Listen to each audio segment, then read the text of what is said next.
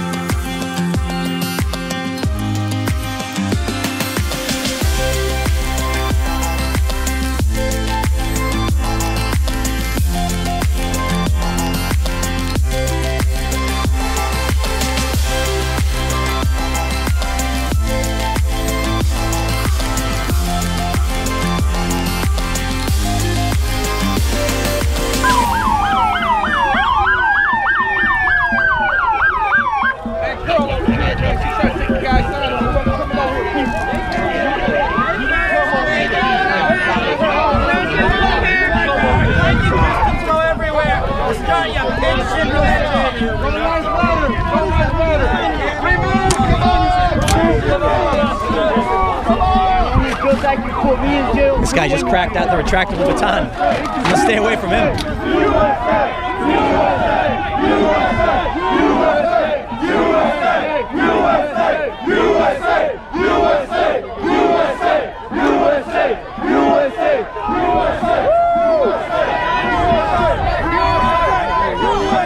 How do I go live on this shit, homie? How do I go live on this shit? Have your people shoot down. Yeah. Back up, you guys. We have a safe zone. Backing up. Give us some space. Oh yeah. Oh yeah.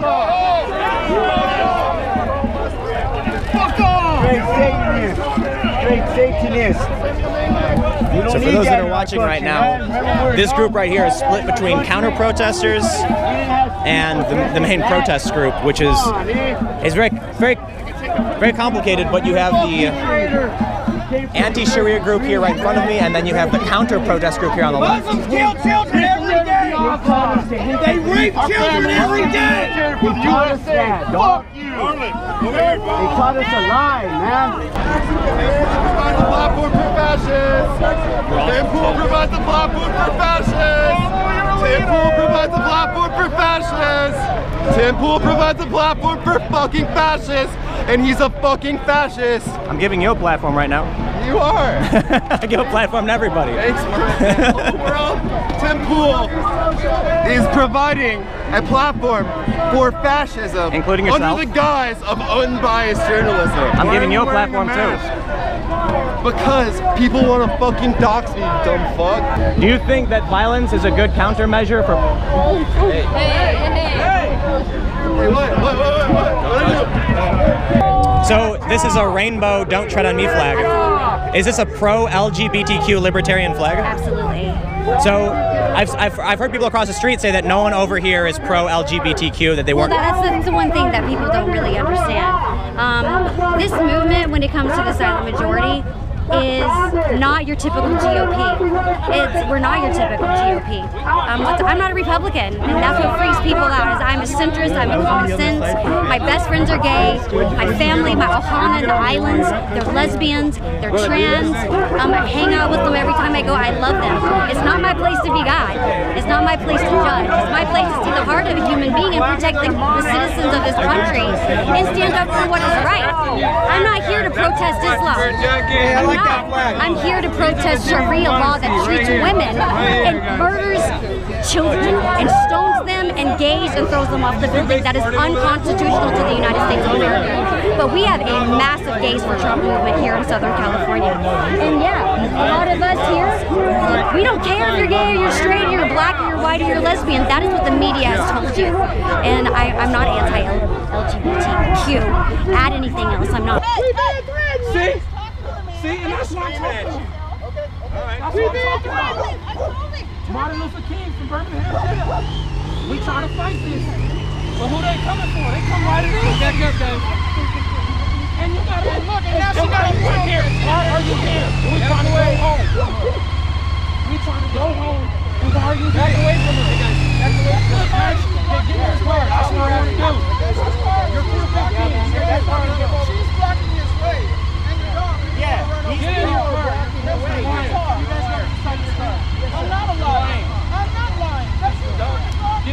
she's lying. No, so for those that are watching, you know, you saw me walk up. This old woman, she's not with the rally, obviously. She's walking her dog, it looks like. But now they're accusing her of blocking his car in, which is not the case. They started just yelling at this old woman with the bullhorn, really, really close, honestly. And we just heard the officer say that you're lying, and yes, in fact, she is lying.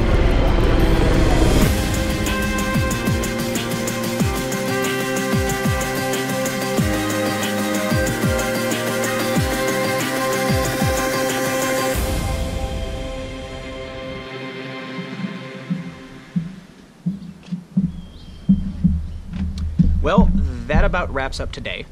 The gist of what we saw, an anti-sharia protest. And this was taking place just down the street from the San Bernardino shooting site, right, where December 2nd there was a shooting.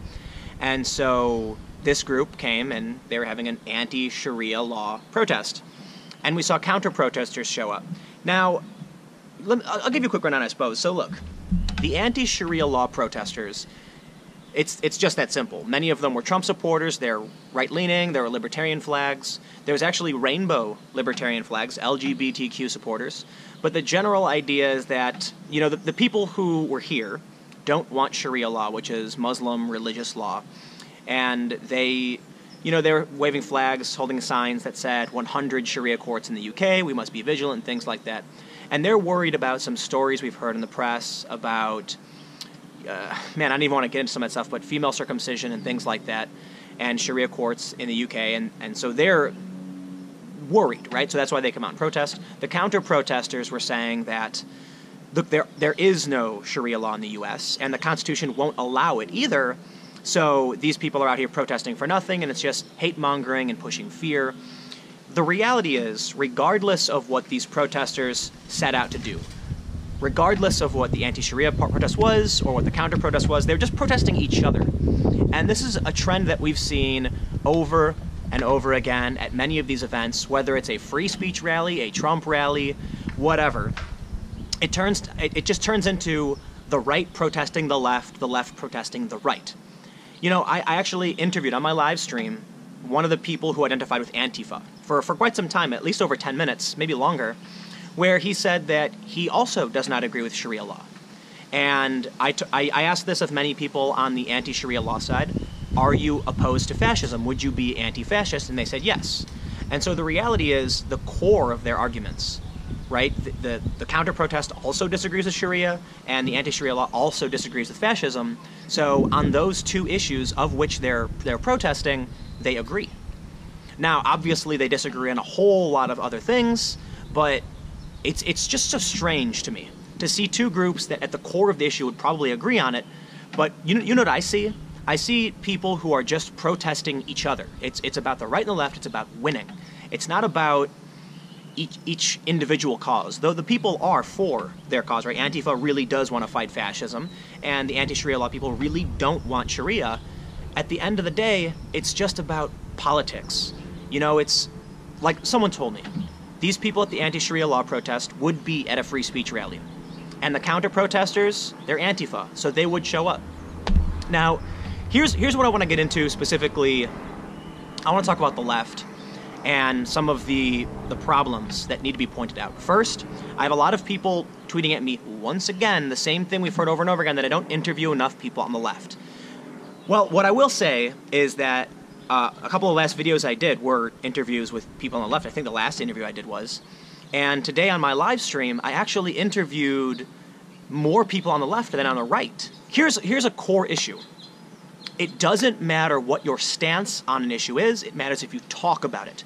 Simply because people who are on the right are interested in foreign policy and politics, and I am also interested in foreign policy and politics, simply by me talking about these stories, whether my stance is left or right, I must be supporting their narrative.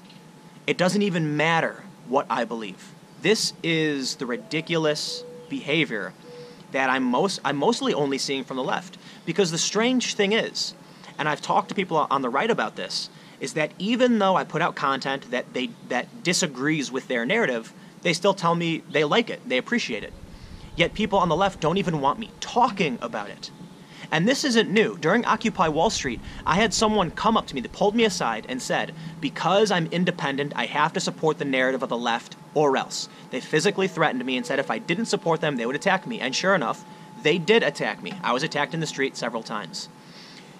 Now, I hate having to do this, and I want to say too that I am center-left, right? I never talk about this too much. I'm like moderate center-left, but I actually did a political compass test to try and get these people to be like to shut up. And I am on like the libertarian left spectrum, right? I'm like anti-authoritarian, but a little bit to the left. But ultimately, when it comes to core issues, when it comes to politics, I don't care who wins. I care who's, you know, if you're right, you're right. And so all I can do is try and collect information and share that.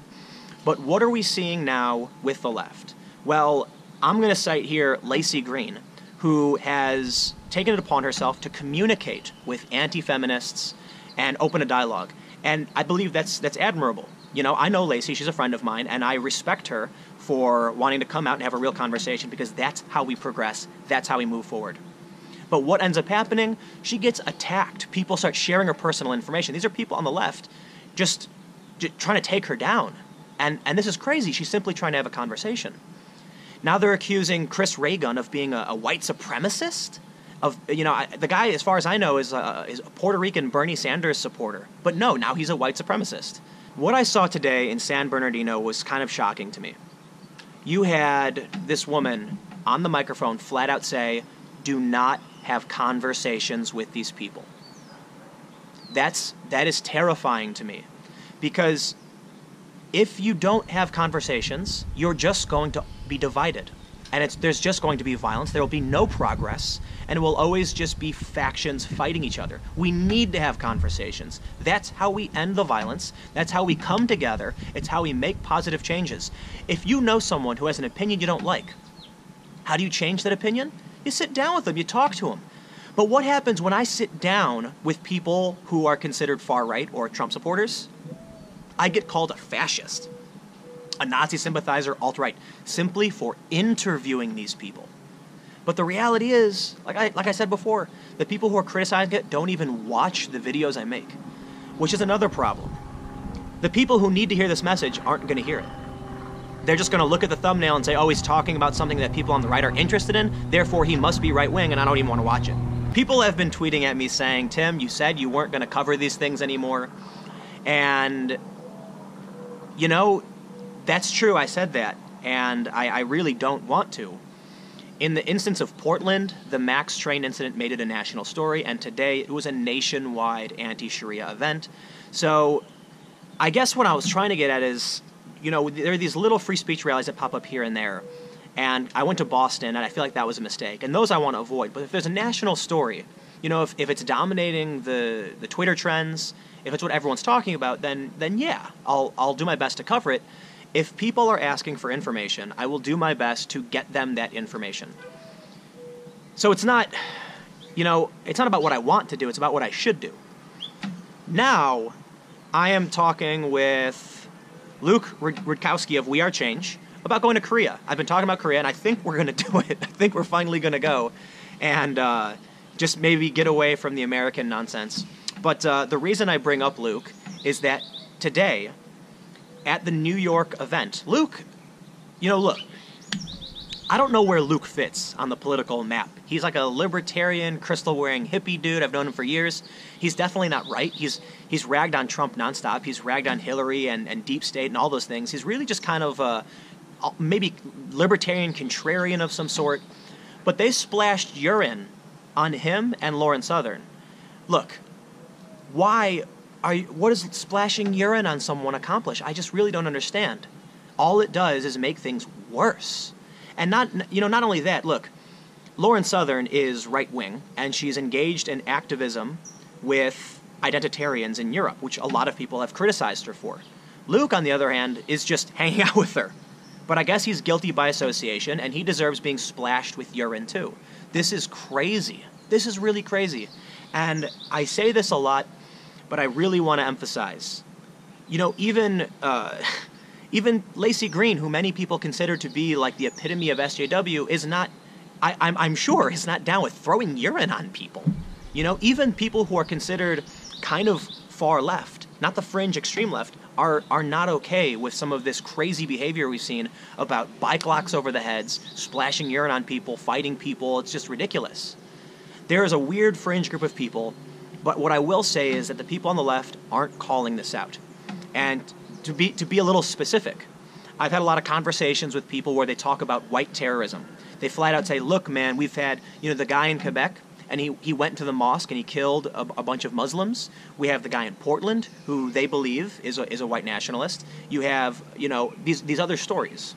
The guy in New York who stabbed the black man. We had the guy who killed the two Sikhs, the two Indian men. And, you know, my response to that is, absolutely right. Dude, the violence sucks. And don't forget Eric Clanton, the guy in Berkeley who bashed people over the head with a bike lock. But they don't bring that up. And a lot of people don't know about that. So I think call out the violence wherever it is, no matter what. But really, I guess wrapping all this up, I don't want to make this video too long, but wrapping all of this up, it's really just about winning. You know, some crazy attack happens, and the guy who does it happens to be white, and they wave that flag. They say, this is it. And same for the right. You know, a terror attack happens in London, and once again, you see a lot of the right-wing pundits immediately come out and say, look, Islam, Islam, Islam. And for me, I'm kind of just like violence, violence, violence. I understand there's a root cause of these issues, and I just want everyone to acknowledge all of the violence. I think once we all start there, that the violence is the problem, we want it to go away, regardless of who's doing it. I'm not saying that things are equal. I don't know which is worse. It's not my place to say that, but I think we can come together and say, let's talk about the things that each other feels are the most pressing issue, and then just solve it, just figure it out. There's this comic that was made during Black Lives Matter about houses burning. And, you know, this guy says, my house is not on fire, but it's next to one that is, and I should be able to, you know, all houses matter. And they're making a point about how maybe you should put the fire out where it's worse first, and then deal with, you know, not to say that people don't have problems, but maybe the problems here are worse. And if that's the logic people want to follow, by all means, let's triage this. Let's look at what the biggest problem is with violence. Let's all sit down and say, let's start here and solve this. Unfortunately, I'm not confident that's going to happen because, like I said, it's really just about my side winning. It makes people feel good. It's almost like sports. Maybe I should just do travel adventures with some news in them. I mean, that was my original plan, I suppose. I'm going to go to Korea, I'll eat some octopus, and I'll learn about my heritage. And maybe I'll go with Luke. That'd be fun. I said this the other day, but maybe tomorrow I really will just make a video that's a fun adventure in California and learn something interesting. You know what I should do? I should go to like the Jet Propulsion Laboratory. That'd be cool. I don't even know. I shouldn't even say that, but the Jet Propulsion Laboratory out here is really cool. Anyway. So, I guess that's it, right? People are fighting. It is what it is. Comment below. Let me know what you think. I really do wish people would kind of just hang out.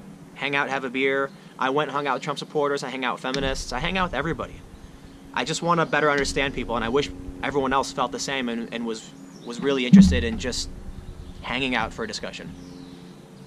But what do you think? Do you disagree with me? Do you agree with me? How can we make this happen? Is it a pipe dream? Is this utopia? Am I just out of it? Is this never going to happen? Or can we actually? I don't know, man. Click the like button anyway. Not, you know, I'm gonna say just flat out, just click the like button. I don't care if you like the video or not. Just click it. Yeah, just click it. And subscribe for new videos every day at 4 p.m. And if it's Sunday, I think it's Sunday, I will be live at 8 p.m. to talk about a lot of these issues with you, and you can chat with me, and we'll have a real discussion, and we'll maybe we'll figure something out. I'll see you all next time.